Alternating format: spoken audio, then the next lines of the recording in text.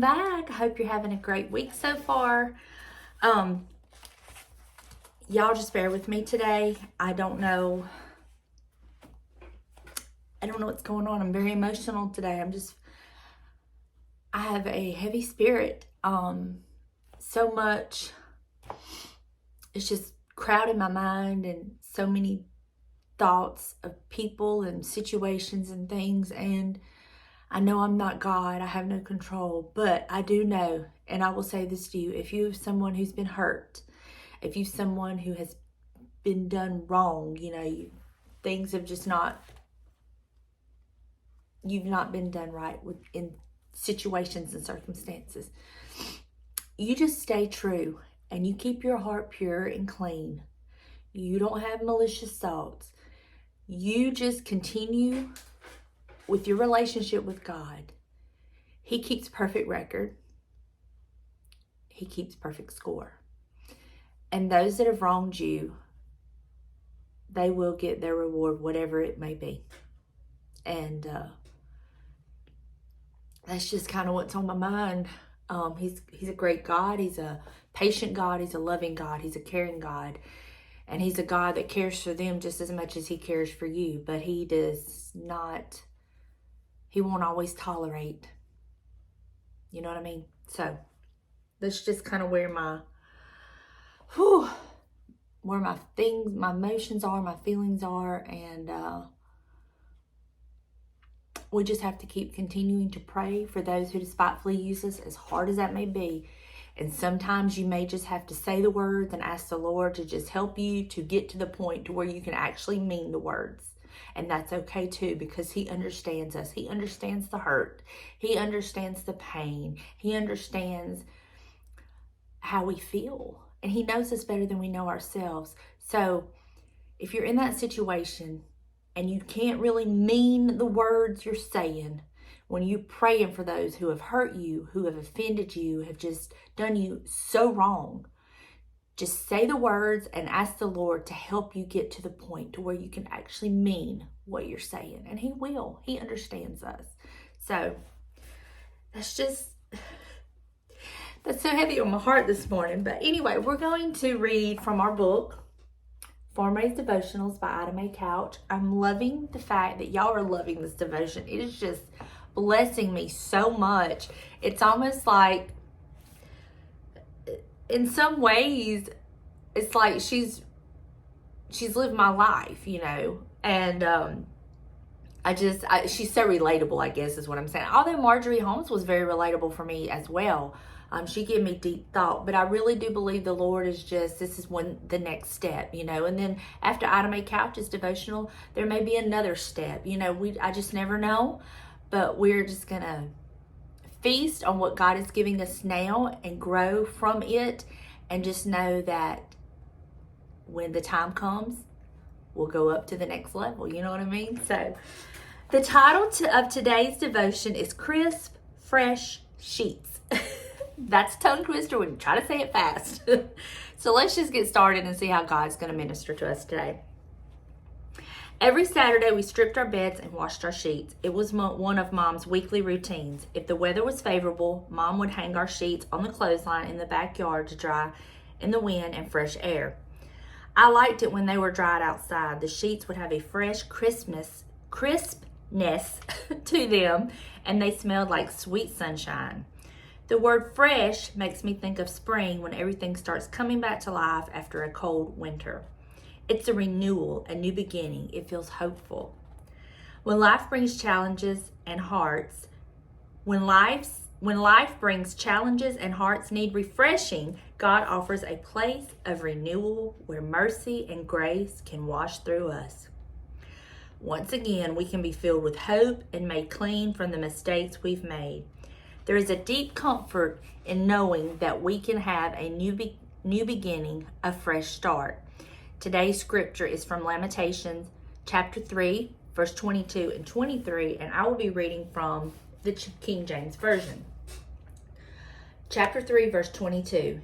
It is of the Lord's mercies that we are not consumed, because his compassions fail not. Verse 23. There are new every morning. They are new every morning. Great is thy faithfulness. Looking back, I realized Mom dried our laundry on the clothesline when she could to keep the electricity bill low. It never occurred to me then. It didn't matter. I only knew it put a smile on my face when it was time to go to bed on those Saturday nights. I sandwiched myself between those fresh sheets, laid my head on my soft pillow, said my prayer, and slept peacefully. You know, that's how it is when we're with the Lord. When we know that we have done everything that we can do, that we've given it all to God, we can lay down at night with a peace in our heart and know that He's got us. No matter what, He's got us. I love that we don't have to beg and plead for that, for the mercies, for the forgiveness, for trying to make right a situation that we made wrong in our lives with the Lord. All we have to do is go to Him with a pure heart and just merely ask Him to forgive us. And He's so compassionate and so loving, and He freely forgives us. And He never holds that over our heads. You know, so many times there have been situations where maybe you've went to someone and maybe you've done them wrong or said something wrong or hurt their feelings or whatever, purposely or not on purpose. And you go back to that person and you're like, I'm sorry, will you please forgive me? And you mean it, you know, you sincerely mean it.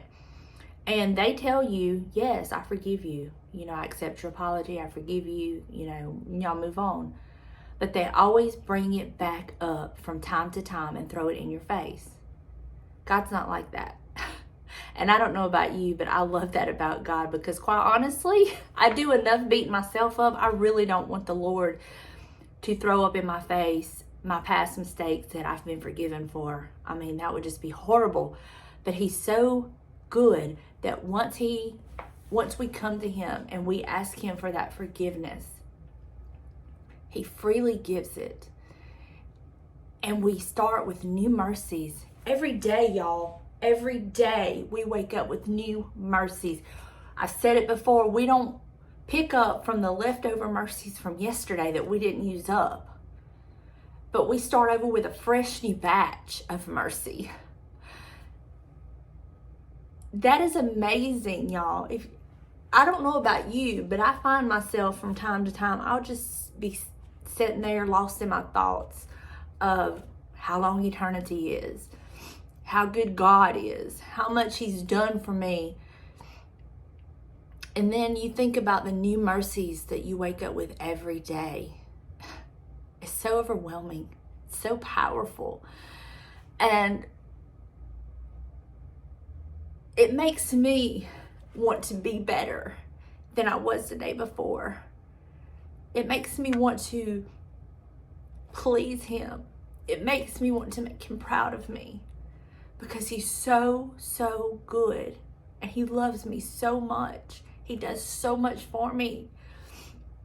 And I'm not talking about the physical blessings He gives me, but the fact that He forgives me, the fact that He died for me, the fact that He wants relationship with me, the fact that He covets time with me.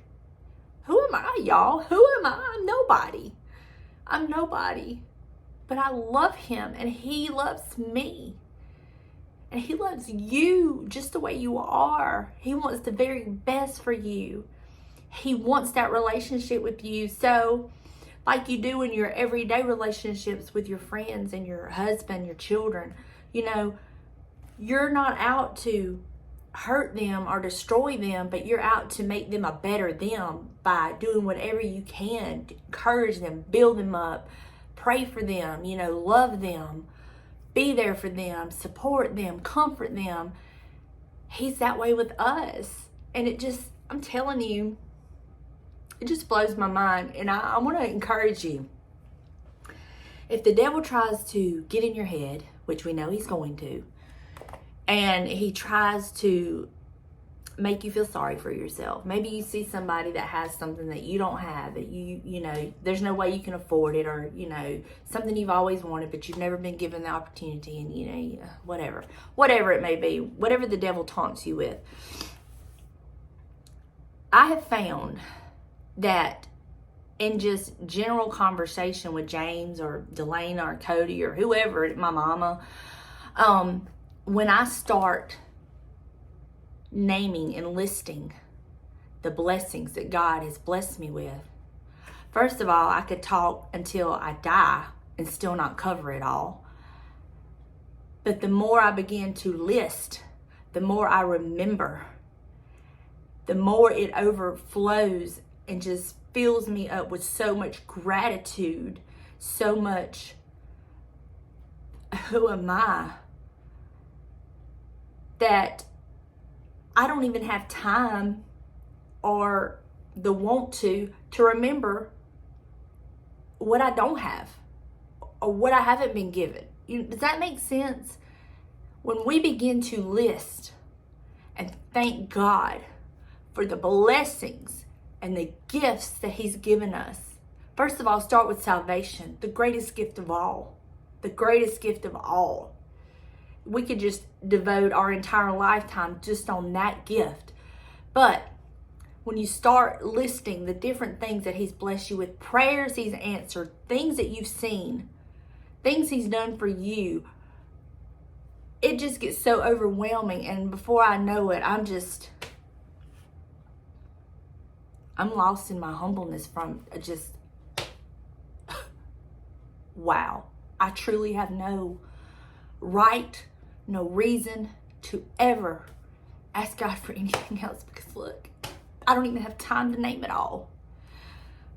I hope that makes sense, because he's such a good God. He's such a good God. And we will never, ever be worthy of him, his time, his blessings, his relationship. But he knows that. And yet he wants it anyway with us. He just wants time with you. He wants time with me. He wants relationship with us. And I want it with him. Well, as y'all can see, I'm an emotional mess. I would say I'm sorry, but I'm not, because I just feel the Lord so strongly, and I'm not sorry for that. I'm sorry you have to witness the ugly cry face, but just know that I'm just overwhelmed this morning with his love and his presence. And I don't want to extinguish that for any reason. I hope that you feel it where you're at. I hope it just flows over to you, because he's such a wonderful God. I love him so much. I love you. I pray that you have a blessed and beautiful day. I pray that you are drinking from your saucer, because that cup of yours is just overflowing. I pray that you feel the presence of God surround you and him wrap you in his arms and love on you. Have a great day, everybody, and I'll see you in the next one. Bye, y'all.